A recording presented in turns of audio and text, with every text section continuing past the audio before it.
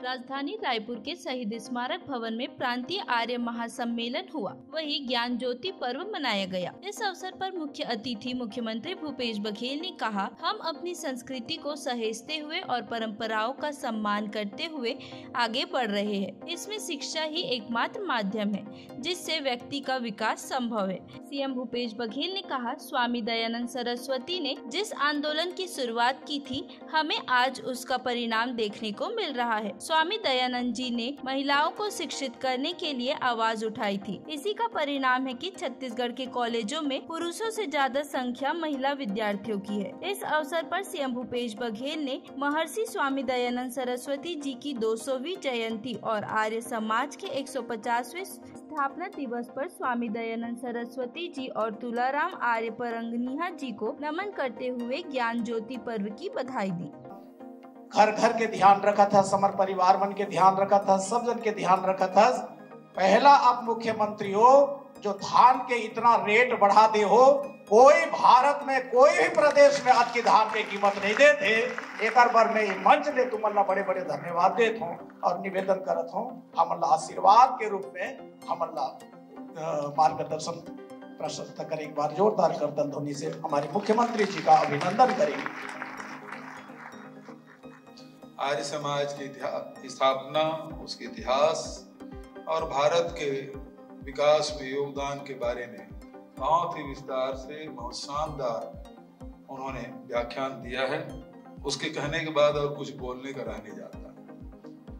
किस प्रकार से हमारे राष्ट्रीय नेताओं और आर्य समाज का संबंध रहा है, किस प्रकार से अमृतसर में जो गोलीकांड हुआ था, जनरल डायर ने जिस प्रकार से हिंदुस्तानियों को भून दिया था और उसके विरोध स्वरूप कांग्रेस पार्टी ने आयोजन किया और आर्य समाज का योगदान कैसे रहा आयोजन में, उनके बारे में उन्होंने बताया। हम सब उसको महसूस कर सकते हैं। हमारे यहाँ भी कांग्रेस के नेताओं का नरसंहार हुआ था, जिसमें विद्याचरण नंद कुमार पटेल, महेंद्र कर्मा सहित नेता सब शहीद हुए थे। बस्तर में जीरम घाटी कांड में वो दहशत हम लोग महसूस कर सकते हैं, क्योंकि वो उस घटना के बाद कोई व्यक्ति रायपुर से बस्तर जगदलपुर जाने की सोच नहीं पाता। तो फिर अंग्रेजों का शासन था, या हम लोग नहीं जा पाते थे। बहुत पुरानी बात नहीं है, 25 मई 2013 की घटना। और वो दहशत हम लोगों को मालूम है। तो समझिए अंग्रेजों के समय जो अमृतसर में जो घटना घटी है, उस समय क्या माहौल रहा होगा, उस परिस्थिति में कैसे इस प्रकार विरोध स्वरूप आयोजन किया होगा महात्मा गांधी, नेहरू जी और दयानंद सरस्वती जी ने, इसकी कल्पना की जा सकती है। वो साहस या वो प्रतिरोध की क्षमता जो सत्य के मार्ग में चल सकता वही कर सकता है, दूसरा नहीं कर सकता। जब हम प्रजातंत्र में नहीं कर पा रहे थे, जीरम घाटी नहीं जा पा रहे थे, बस्तर नहीं जा पा रहे थे, ये सब साथी सब गवाह हैं, जानते हैं। उस समय उस दौर में विरोध में खड़ा होना कोई छोटी मोटी बात नहीं है।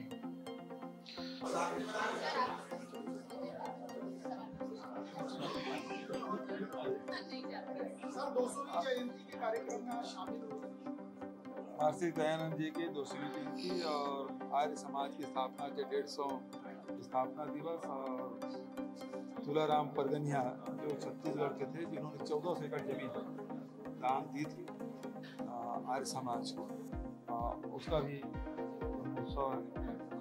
सबको स्मरण करते हुए, प्रणाम करते हुए, जो समाज सुधार की दिशा में दयानंद जी ने काम किया था, उसको कभी नहीं भुलाया जा सकता। और बड़ी संख्या में हजारों करोड़ों लोग आर्य समाज में दयानंद सरस्वती जी के बताए रास्ते में चल के अपने जीवन को सुधारा है और समाज उससे आगे बढ़ा है, तो उसे उन्हें स्मरण करता हूँ। 4 साल बाद केंद्रीय मंत्री के बाद प्रधानमंत्री आ रहे हैं। लोकसभा चुनाव समय आए थे, उसके बाद अब आ रहे हैं। तो हाँ, बोलिए पूछिए। केजरीवाल जी का भी दौरा है। सब लोग, मैं पहले बोल रहा हूँ कि अभी देखिए, पहले गृह मंत्री जी आए, फिर नड्डा जी आए, कल रक्षा मंत्री राजनाथ सिंह जी आए, प्रधानमंत्री आने वाले, केजरीवाल वाले सब आएंगे, लेकिन सब लोग झूठ परोस के जा रहे हैं। जिस प्रकार से गृह मंत्री जी ने कहा कि धान हम खरीदते हैं, सबसे बड़ा सफेद झूठ है। दूसरा, कल राजनाथ सिंह जी आए, अब वो कह रहे नक्सलवाद बढ़ रहा है। अब बताइए भला छत्तीसगढ़ में नक्सलवाद घटा है कि बढ़ा है? तो कितना झूठ बोलवाएंगे भारतीय जनता पार्टी के लोग। वैसे बहुत सज्जन व्यक्ति हैं राजनाथ सिंह जी, लेकिन उससे झूठ तो ना बुलवाएं। और अब चूंकि नक्सलवाद उनके विभाग का नहीं है, और कल धर्मांतरण के बारे में बोल रहे थे, वो भी उनका विभाग नहीं है, लेकिन भारतीय जनता पार्टी के लोग उससे भी झूठ बोलवा रहे हैं। धर्मांतरण के बारे में मैं सीधा बोल रहा हूँ कि धर्मांतरण के मामले में रमन सिंह के राज में जितना चर्च छत्तीसगढ़ में बना, उसके पहले नहीं बना ना उसके बाद कभी बना। तो रमन सिंह के राज में सबसे ज्यादा धर्मांतरण हुआ है। आप कहें तो मैं सूची राजनाथ सिंह मांगे तो उसको दे सकता हूँ, रमन सिंह मांगे तो उसको भी दे सकता हूँ, लेकिन एक सवाल पूछना चाहता हूँ। धर्मांतरण के मामले में इतने साल तक रहे, आपने 2006 में बिल लाया, उसको लागू क्यों नहीं करवा पाए? डबल इंजन की सरकार थी, आप लागू क्यों नहीं करवा पाए? तो लगातार झूठ बोलने का काम, बरगलाने और गुमराह करने का काम कर रहे हैं। मंत्री आ रहे हैं, सरकारी कार्यक्रम भी है उसका, क्या आप शामिल होंगे क्या अगर आपको निमंत्रण दिया जाता है? देखो, निमंत्रण देके तो जो शासकीय कार्यक्रम है, प्रधानमंत्री सूचना आएगी तो प्रधानमंत्री सेवा स्वागत करने भी जाएंगे और कार्यक्रम में भी शामिल होंगे। लेकिन पिछले समय जब रेल का उद्घाटन हुआ, आपको याद होगा, ये राव घाट वाले सूचना भी नहीं दिए थे। अभी हरी झंडी दिखाए वंदे भारत, उसमें कौन सा सूचना दिए थे क्या? कोई निमंत्रण नहीं था। तो निमंत्रण भाई ऐसा है, बुलाए तो शैतान के घर भी जाएंगे, ना बुलाए तो भगवान की घर ना जाएंगे।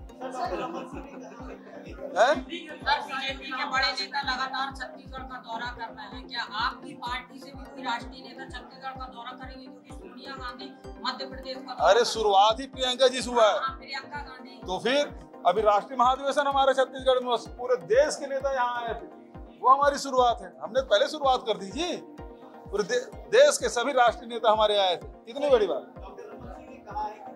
तमाम पार्टियां, केजरीवाल का जो एजेंडा नजर आता है, छोटे छोटे जो राज्य हैं जैसे छत्तीसगढ़, हिमाचल प्रदेश, क्या लगता है यहाँ कितना कमाल दिखा पाएंगे? क्या कुछ रेट लग पाएगा? भैया आप लोग पत्रकार हैं, पिछले समय क्या उसका प्रेजेंस रहा, बड़े जोर शोर से आए थे, है ना? 5 साल पहले जब आए थे तो बहुत साफ सुथरा था, अब तो बहुत सारी बातें हो गई है। 5 साल पहले वो सफल नहीं हो पाया, अब क्या हो? ऐसे ही देश विदेश की तमाम बड़ी खबरों से जुड़े रहने के लिए हमारे YouTube चैनल को लाइक, सब्सक्राइब, शेयर करना ना भूलें।